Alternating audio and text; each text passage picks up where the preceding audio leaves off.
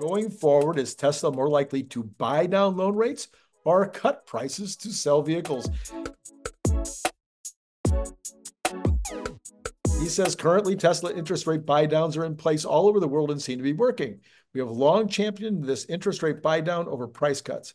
While the P&L impact is roughly the same, interest rate buy downs have three main advantages: no impact on residual values, consumers didn't get trained to wait for more price cuts, and greater flexibility to add or remove interest rate buy downs to adjust to production versus order imbalances. While Tesla was slow to adapt to this approach, they like the approach. I argue with him about consumers not getting trained. I think consumers get trained to wait for the interest opportunity. I know I do. Yeah, I kind of agree with him. I don't agree with him that they shouldn't have dropped prices. I think the price of Tesla cars were artificially too high, and they did that to bring cash in the early years. But I think if, looking back, I probably would have introduced the cars at lower rates, lower prices.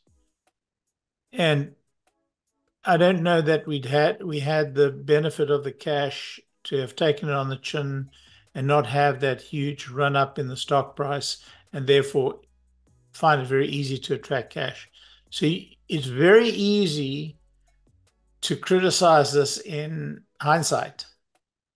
But if you look at China, they have normalized prices of EVs at a much lower level, which is, I think, absolutely essential. And I think, Gary may be missing the wood for the trees. I mean, the trees for the forest. Or even the forest for the trees. Yeah, no, he's missing the forest for the trees. Thank you. I think we have to reach a point, and should be at a point, where electric cars are significantly less expensive than either ICE vehicles or hybrid vehicles. Right. And that's where we're reaching in China. Right. And that would bring the volumes up significantly. We could reduce prices if our volumes went up significantly for a host of reasons. One is, greater usability, right, use of the factories, but also it would significantly reduce the cost of the supply chain. Right. We could work out really what the trade-offs are and so on.